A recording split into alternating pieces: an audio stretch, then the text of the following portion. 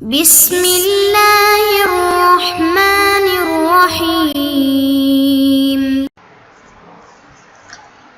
بسم اللہ الرحمن الرحیم الحمدللہ رب العالمین والصلاة والسلام علی سید الانبیاء والمرسلین وعلی آلہ وصحبہ اجمعین۔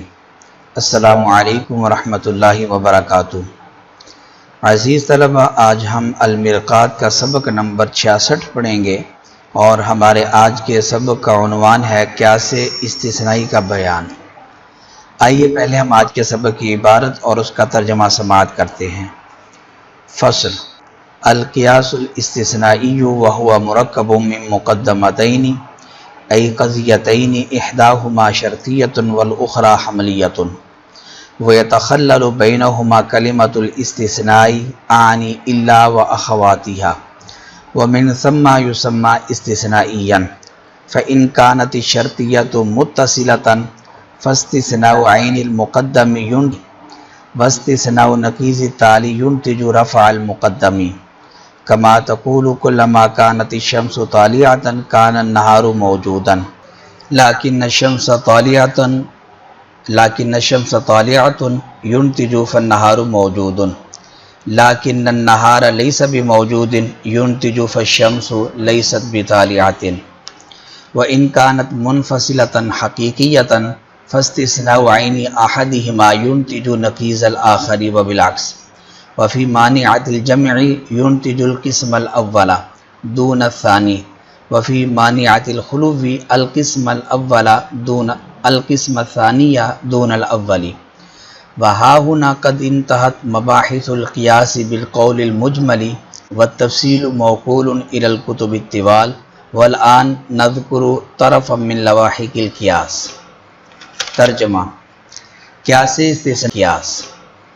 ترجمہ: قیاس استثنائی اور یہ مرکب ہوتا ہے دو مقدموں سے، یعنی ایسے دو قضیوں سے جن میں سے ایک شرطیہ اور دوسرا حملیہ ہوتا ہے، اور ان دو قضیوں کے درمیان کلمہ استثناء یعنی کہ الا اور اس کے اخوات میں سے کوئی کلمہ ہوتا ہے، اور اسی وجہ سے اس قیاس کو قیاس استثنائی کہا جاتا ہے۔ لہٰذا اگر شرطیہ متصلہ ہو تو استثناء عین مقدم کا یہ نتیجہ دے گا عین تالی کا، اور استثناء نقیض تالی کا یہ نتیجہ دے گا رفع مقدم کا۔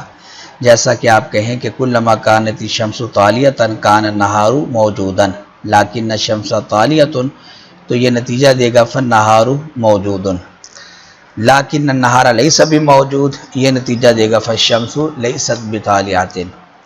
اور اگر منفصلہ حقیقیہ ہو تو ان میں سے ان کا استثناء یہ نتیجہ دے گا دوسرے کی نقیض کا، اور بالعکس یعنی ان میں سے ایک کی نقیض کا استثناء نتیجہ دے گا دوسرے کے عین کا، اور مانعۃ الجمع میں نتیجہ دے گا قسم اول کا نہ کہ ثانی کا، اور مانعۃ الخلو میں نتیجہ دے گا قسم ثانی کا نہ کہ اول کا۔ اور اس جگہ قیاس کی مباحث اجمالاً مکمل ہو گئی اور تفصیل بڑی کتابوں کے سپرد کر دی جاتی ہے، اور اب ہم قیاس کے لواحق سے کچھ بیان کرتے ہیں۔ سبق کی عبارت اور اس کا ترجمہ سماعت کر لینے کے بعد آئیے اب ہم سبق کی وضاحت سمجھتے ہیں۔ تو مصنف بیان کر رہے ہیں القیاس الاستثنائی وهو مرکب من مقدمتین۔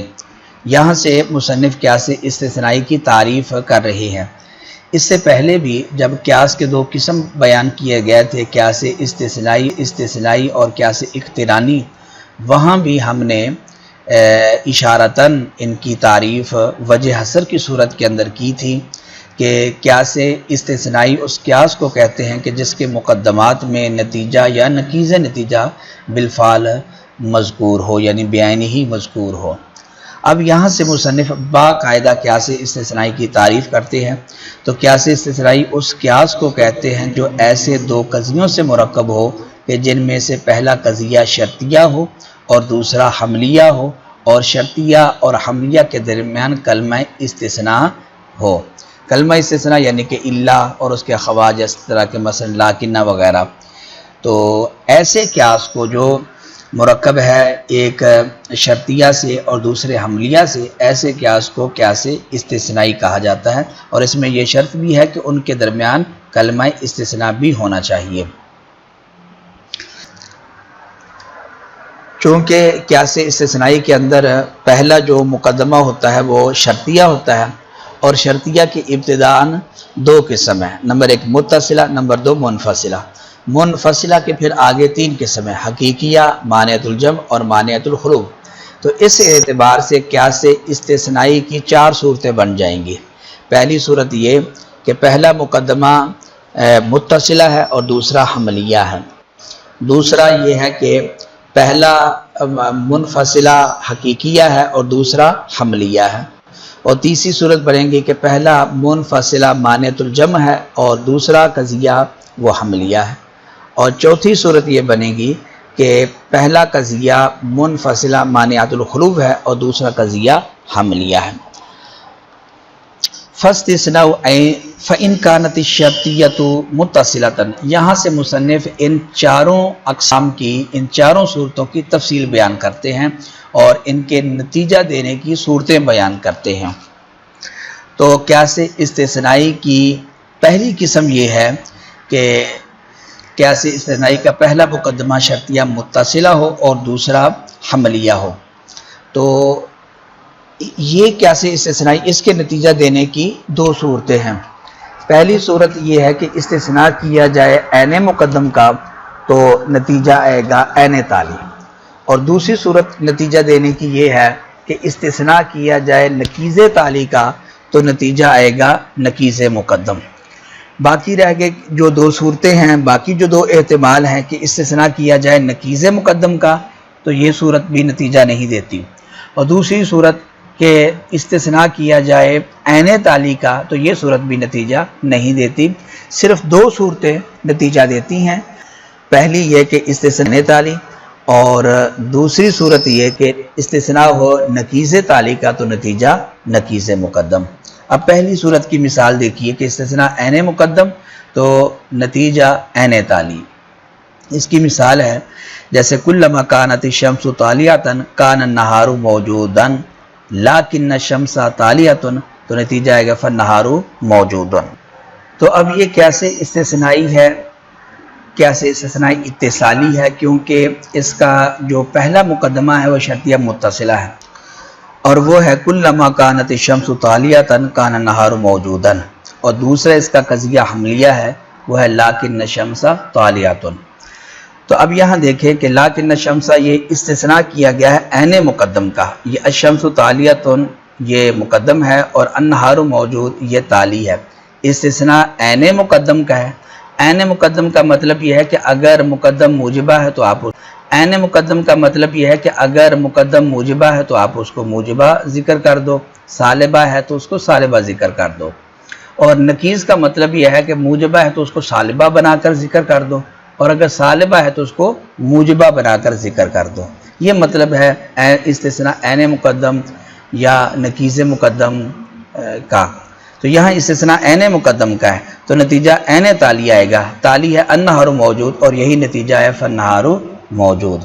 یہ اس کی پہلی صورت تھی قیاس استثنائی اتصالی کے نتیجہ دینے کی۔ دوسری صورت اس کی یہ ہوتی ہے کہ استثناء کیا جائے نکیز تالی کا تو نتیجہ آئے گا نکیز مقدم، جس طرح کہ یہی قیاس ہے کلما کانت الشمس طالیۃ کان النہار موجودا۔ اب تالی ہے النہار موجود، آپ اس کی نکیز کا استثناء کرو اور آپ یوں کہو کہ لیکن النہار لیس بموجود، یہ استثناء نکیز تالی کا تو نتیجہ آئے گا نکیز مقدم بتالیہ۔ تو یہ قیاس استثنائی اتصالی کے نتیجہ دینے کی دو صورتیں ہیں۔ وَإِن كَانَتْ مُنْفَصِلَةً، یہاں سے قیاس استثنائی انفصالی کو بیان کرتے ہیں۔ تو قیاس استثنائی انفصالی کے تین قسم ہیں۔ پہلا قسم یہ ہے کہ قیاس استثنائی انفصالی کا جو پہلا مقدمہ ہے وہ شرطیہ منفصلہ حقیقیہ ہے، اور دوسرا قسم یہ ہے کہ پہلا مقدمہ شرطیہ منفصلہ مانعۃ الجمع ہے، اور تیسرا قسم یہ ہے کہ پہلا مقدمہ شرطیہ منفصلہ مانعۃ الخلو ہے۔ تو قیاس استثنائی انفصالی حقیقی کے نتیجہ دینے کی 4 صورتیں ہیں۔ ابتداءً 2 صورتیں ہیں اور پھر ہر ایک کی آگے 2 صورتیں بن جاتی ہیں۔ وہ پہلے 2 صورتیں یہ ہیں کہ ہر ایک مقدم اور تالی میں سے ہر ایک کے عین کا استثناء یہ دوسرے کی نکیز کا نتیجہ دے گا، یہ پہلی صورت۔ اور دوسری صورت یہ ہے کہ مقدم اور تالی میں سے ہر ایک کی نکیز کا استثناء یہ دوسرے کے عین کا نتیجہ دے گا، یہ دوسری صورت ہے۔ اب ان دونوں صورتوں کی آگے 2 صورتیں ہیں۔ مثلا پہلی صورت یہ ہے کہ استثناء ہے ایک کے عین کا تو دوسرے کی نکیز کا نتیجہ آئے گا۔ اس کی 2 صورتیں یہ بنیں گی کہ استثناء ہے عین مقدم کا تو نتیجہ آئے گا نکیز تالی۔ اور اس کی مثال مثلا اس کی مثال دیکھ لیں۔ اس کی مثال یہ ہے کہ جس طرح کہ العدد اما زوج او فرد لکنہ زوج، یہ استثناء کیا آپ نے عین مقدم کا تو نتیجہ آئے گا فلیس بفرد، یہ نکیز تالی۔ دوسری صورت یہ ہے کہ آپ استثناء کرو عین تالی کا تو نتیجہ آئے گا نکیز مقدم، وہ یہ قیاس بن جائے گا۔ مثال یہی رکھیں گے کہ العدد اما زوج او فرد لکنہ فرد، یہ آپ نے عین تالی کا استثناء کیا، نتیجہ آئے گا فلیس بزوج، یہ نکیز مقدم ہے۔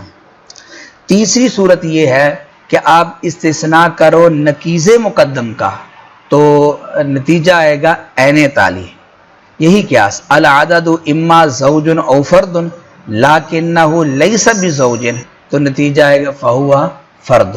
تو یہ استثناء آپ نے کیا نکیز مقدم کا تو نتیجہ آیا عین تالی۔ اور چوتھی صورت یہ ہوگی کہ استثناء کریں آپ نکیز تالی کا تو نتیجہ آئے گا عین مقدم، یعنی ھذا العدد اما زوج او فرد لکنہ لیس بفرد، تو نتیجہ آئے گا فہو زوج۔ یہ قیاس استثناء انفصالی حقیقی کے نتیجہ دینے کی 4 صورتیں ہیں۔ ابتداءً 2 صورتیں ہیں، پھر ہر ایک کی آگے 2 صورتیں تو کل 4 صورتیں بن جاتی ہیں۔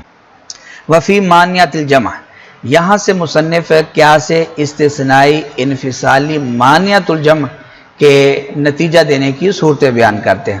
تو اس کے نتیجہ دینے کی 2 صورتیں ہیں۔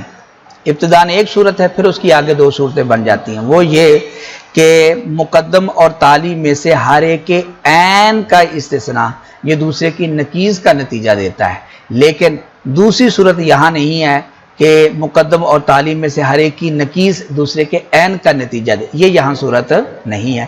یہاں صرف یہ صورت ہے کہ مقدم اور تالی میں سے ہر ایک کے عین کا استثناء یہ دوسرے کی نکیز کا نتیجہ دیتا ہے، لہٰذا اس کی 2 صورتیں بنیں گی۔ آپ استثناء کریں عین مقدم کا تو نتیجہ آئے گا نکیز تالی، اور اگر آپ استثناء کریں عین تالی کا تو نتیجہ آئے گا نکیز مقدم۔ مثلا اس کی مثال دیکھیں، جس طرح کہ ھذا الشیء اما شجر او حجر، اما شجر او حجر لکنہ شجر، یہ آپ نے استثناء کیا عین مقدم کا تو نتیجہ آئے گا نکیز تالی، یعنی فلیس بحجر۔ دوسری صورت اس کی ہوگی کہ آپ استثناء کرو عین تالی کا، یعنی ھذا الشیء اما شجر او حجر لکنہ حجر، تو نتیجہ آئے گا فلیس بشجر۔ یہ اس کے نتیجہ دینے کی 2 صورتیں ہیں۔ آگے ہے وفی مانعۃ الخلوف، یہ ہے قیاس استثنائی انفصالی مانعۃ الخلوف۔ اس کے نتیجہ دینے کی بھی ابتداءً 1 صورت اور پھر اس کی آگے 2 صورتیں ہیں۔ اس کی ایک صورت یہ ہے کہ یہ مقدم اور تالی میں سے ہر ایک کی نکیز دوسرے کے عین کا نتیجہ دیتی ہے، باقی یہاں کے ہر ایک کے عین کا استثناء یہ دوسرے کی نکیز کا نتیجہ نہیں دیتا، یہاں صرف ہر ایک کی نکیز کا استثناء یہ دوسرے کے عین کا نتیجہ دے گا۔ پھر اس کی 2 صورتیں بن جائے گی تو نتیجہ آئے گا عین تالی، اور اگر استثناء کرو نکیز تالی کا تو نتیجہ آئے گا عین مقدم۔ پہلی صورت کی مثال کہ استثناء نکیز مقدم کا تو نتیجہ عین تالی، اس کی مثال ہے ھذا الشیء اما لا شجر او لا حجر لکنہ لیس بلا شجر، یہ آپ نے استثناء کیا نکیز مقدم کا تو نتیجہ آئے گا فہو لا حجر عین تالی، لا حجر یہ تالی ہے اور وہی بعینہ ہی نتیجے کے اندر پڑا ہوا ہے۔ دوسری صورت یہ کہ استثناء کریں آپ نکیز تالی کا تو نتیجہ آئے گا عین مقدم، اس کی مثال ہے ھذا الشیء اما لا شجر او لا حجر لکنہ لیس بلا حجر، تو نتیجہ آئے گا فہو لا حجر۔ یہ کیا سے استثنائی کی تفسیر آ گئی۔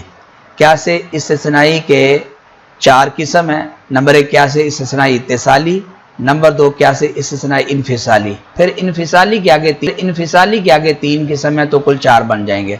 وہ 3 قسم یہ ہے، پہلا قسم کیا سے استثنائی انفصالی حقیقی، دوسرا کیا سے استثنائی انفصالی مانعۃ الجمع، اور تیسرا کیا سے استثنائی انفصالی مانعۃ الحروف۔